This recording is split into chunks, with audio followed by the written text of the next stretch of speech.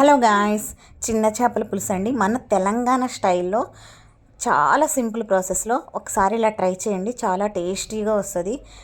ముందుగా చేపలను క్లీన్గా కడుక్కున్నాక లెమన్ పసుపు వేసి ఒకసారి కడిగేసుకోవాలండి, స్మెల్ రాదు. తర్వాత 2 స్పూన్స్ కారం, 1 స్పూన్ పసుపు, 2 స్పూన్స్ సాల్ట్, అల్లం వెల్లుల్లి పేస్ట్, అలాగే ఆయిల్ వేసి కలిపి పక్కన పెట్టుకోవాలి.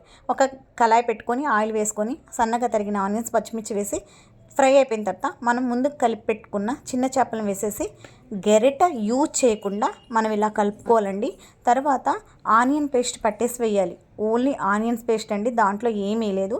ఇలా కలిపి ఒక 10 మినిట్స్ ఉడికించుకున్న తర్వాత చింతపండు పులుసు యాడ్ చేసుకొని మూత పెట్టి 10 to 15 మినిట్స్ ఉడికించుకోవాలండి. ఉడికిపోయిన తర్వాత కొంచెం అర స్పూన్ మసాలా పౌడర్ వేస్తే ఎంతో టేస్టీ అయినా అండ్ సింపుల్ ప్రాసెస్లో చిన్న చేపల పులుసు అయితే రెడీ అయిపోద్దండి.